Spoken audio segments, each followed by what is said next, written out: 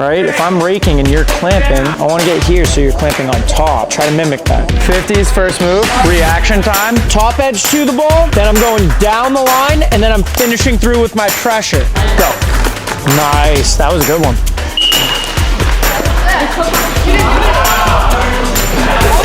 Oh, good counter. What's going on, guys? Coach Derek here with Face-Off Factory, and today we are at Primetime Lacrosse for our Natick session. Another Monday, another opportunity to get after it.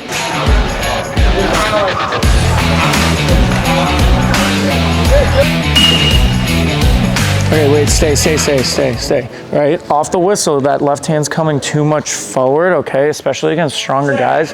At minimum, we need to get the ball to the throat before we even think of using that left hand, especially like against stronger guys. So, gotta get it to the strong part of the head. So ready, down, set, go.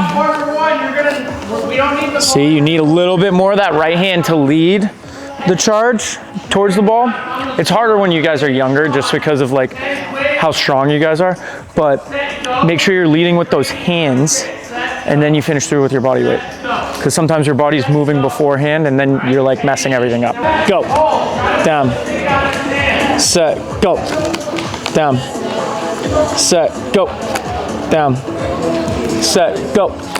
All right, so one little tip for the rake is we want to try to keep our hands a little bit lower when we get that flat line to the ball.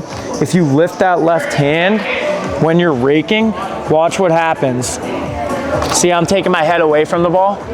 If I keep my hand low, I'm getting to the ball, A, quicker, and B, making more contact. Go. Way better. Down. Set. Go. Down. Set. Go. All right, here. You rake, I'll clamp. Almost. That wasn't terrible. Just get a little bit more flat with that to get under my stick, right? If I'm raking and you're clamping, I want to get here so you're clamping on top. All right, try to mimic that. Better, way better contact.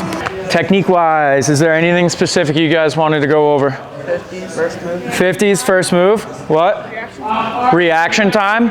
Okay, we can go over all of this. So to start, we'll work on a little bit of reaction time for like 1 to 2 minutes, and then we can get into first move, and then we can eventually get into tie-up. Sound good?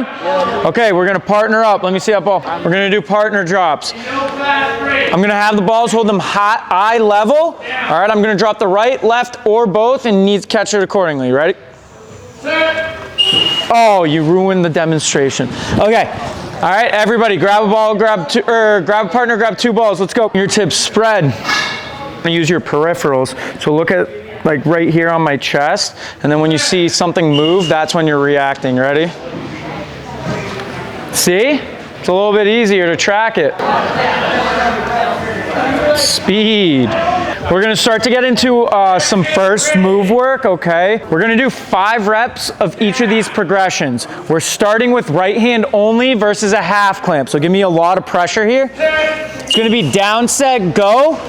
I'm just clamping to get the ball to my throat. It's really unrealistic that we're gonna get 100% of the ball with just one hand. So down, set, whistle. We got 5 of those. Next, Noah's gonna give me a false clamp, hovering the top of his stick over the ball, like that. Okay, he's gonna say down, set, go. I'm taking my time with this. Top edge to the ball, then I'm going down the line, and then I'm finishing through with my pressure. Okay, we got 5 reps of that. Next, we're gonna bring it all together. Give me a half clamp, about 50% pressure, down, set, whistle. We're clamping through. All right, trying to get that. That was a terrible clamp. Trying to get that ball in the back of our stick, all right? Go. Nice. Go. Go. Nice. That was a good one. Go. Oh, look. See how you got over that one? That was great. Set. Go. Nice. Don't lift that left hand too soon. One more. Down. Like fully clamp before I lift it? Yeah, you want it all the way in the throat before you lift. Down. Set. Go. Nice. Better.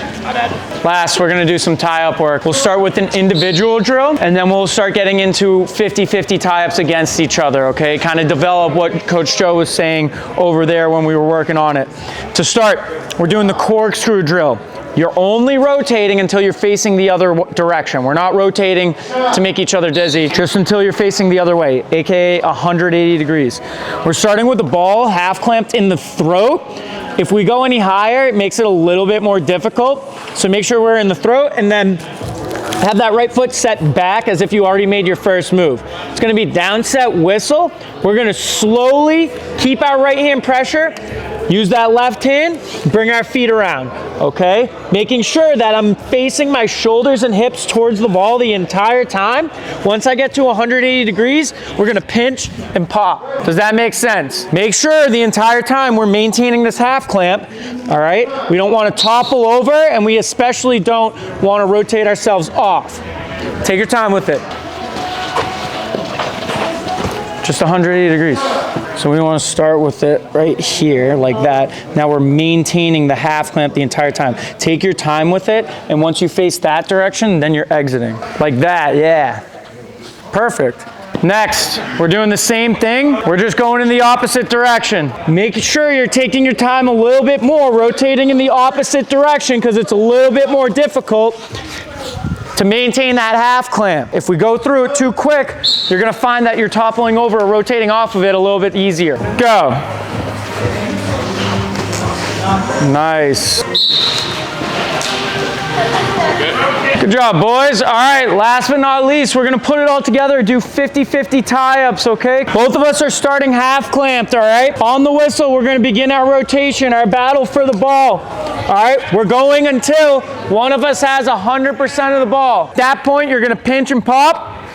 Once we pinch and pop, the other guy, we're not bailing for a counter, and we're not trying to just rip the ball out, okay? I want us to really focus on getting 100% of that ball, so we're more used to tie-ups, the angles, and the scenarios we'll find ourselves in when we match with our opponent. Grab partner, grab ball. Oh, good job, Paxton. Keep going. Nice. In the beginning, you let him turn the corner too soon. Don't let him get around you like that. Good job, Paxton. Great right hand pressure. Guys, when we're rotating to try and gain control of the ball, what's one of the most important things we need in a tie-up? Right hand pressure. If we're not directing our pressure with that right hand towards the ball, it's going to be really hard for us to take the ball from our opponent. Some of us are relying too much on that left hand. That's not what's gaining us control of the ball. It's that right hand stab. If you don't go down the line as if you're making your first move, you're not going to get the ball. All right, here we go. We got 4 more reps. Oh, leave it, no counters. What did you do wrong, do you know? I didn't put it. You didn't what? Lifting my left hand too early. Exactly, there you go, you get it. What did you do wrong? You didn't push down enough with the right hand, yeah, but why? What did you do to lift your right hand pressure? You dropped your knees. Stay on your feet, right? Stay on your feet, turn the corner a little bit quicker. Here, go again. Keep going, keep going, keep going. Oh, would you look at that? Stayed on your feet, stayed strong, and you got the ball. Good soup. Oh, you just gave it to him. Why does that happen? Don't go over the ball. What? Yeah, where do you go when you push it into your opponent's stick? Yeah, you push too much forward, right? You got excited, it's okay. Next play. All right, bring it up. Better Paxton, really good. What do you do that so fast? I've been doing it for 14 years. I have a little bit of experience. Just a little bit. It's like a blink of an eye.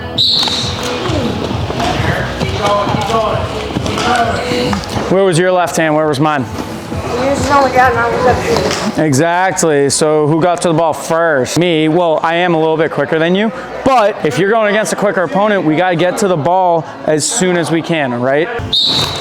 Oh, you went for a rake. I like it. Good job being confident, trying something different.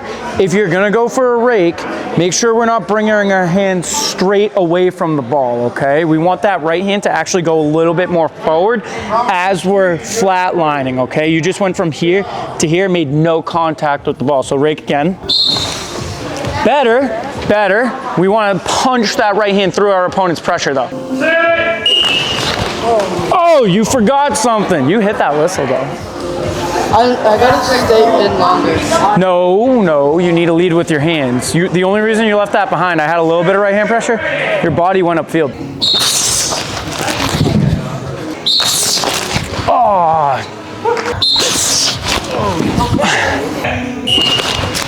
Oh, good pull. You rolled a little bit into that one. You finished the tie up. Oh, not bad bottom edge. Honestly, if you kept your left hand a little bit lower, you could have grabbed it more. Oh, you beat me off the whistle. I thought you were about to rate because you were like high up on that, so I tried the quick. Oh no, I'm high up because I'm trying to snap. I'm working on getting my top edge down. Keep your chest low, even if you're trying to get in and out. You stood right up. That lifted all your pressure. Finish it. You gotta pinch before you pop. Yeah. That was good right hand pressure in your second, third move. Make sure you pinch it and then you use your hands first to exit. Okay, so we do wanna lead with that right hand, like kind of turning the doorknob, stabbing in. But like you were saying, that left hand actually really helps snap down into it to get through your opponent's pressure and over the ball. Yeah. All right. Thank you. So you're not wrong, but you do wanna lead with that right. All right, yeah. Does that make sense? Yeah, it does. All right, Thank cool. you. Set! Lead with that right hand first though.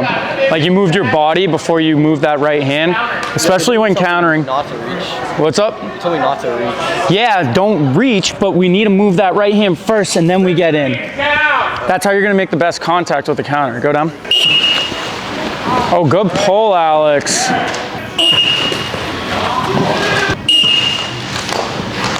Not bad. Yo, you guys reacted at practically the same time. What did he do a better job of though? Top edge. His top edge went straight down and into the ball. You like went down the line and then your top edge met. So that's why it felt like you didn't get there as fast as him.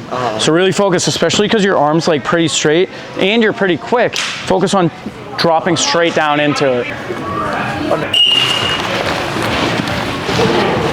Good rake, keep your eye on the ball.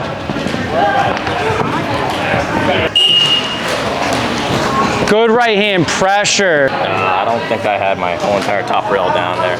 Well, yeah, you want to flatline, like flatlining? Yeah. You also, I can blow this next one for you guys, but you also pulled your hands directly away from the ball. So you went from here to there. Okay, see how I'm coming away from it? You need to punch that flat line here, and then that right hand's coming forward through. I like to teach bringing my left glove to my right foot, getting out like that, but make sure that we're getting that right hand punching through his pressure most of all. Got it, thank you. Set. Good second move. Oh, that was a good timed counter. Yo, I like these cleats. I might steal them from you. I can probably fit in them. Oh, nice. Did I not just put my top edge down? Your top edge didn't really go down that much, but honestly what happened is you kind of used your left hand before that right hand got the ball to the throat. Just like the tiniest bit. It wasn't crazy. He did a good job executing his pressure off the whistle. You just punched your hands. He squeezed into it, okay? That was better. Let me see this. Oh, dude, it's because you have electrical tape right here. Yeah, I know. That's gonna slip every single time, no matter if you hit. If you hit, right, it's just gonna slip in your hand because it's electrical tape. Oh, good right hand pressure. You still drop faster. Not even faster, like maybe you can get out a little bit quicker, but you got full control of that ball, which was really good. All right, good job. Oh, good counter. Off the whistle, what do you need to do a better job? Clamp, you hit that whistle. You really didn't throw it as bad. What? I feel like I'm not getting over. You're not getting over, but you're not getting the ball to the throat, dude. Every time you hit, it's in the middle of your stick. Like if you look at your stick from here, camera, make sure you're seeing that, right? You see how bent it is? It's getting in the middle every single time. When we're punching, make sure you're driving this thumb through the top of my head, right? And we keep that left hand low until we get that ball to the throat. But before every face-off, honestly, I would fix this so your head's straight up and down.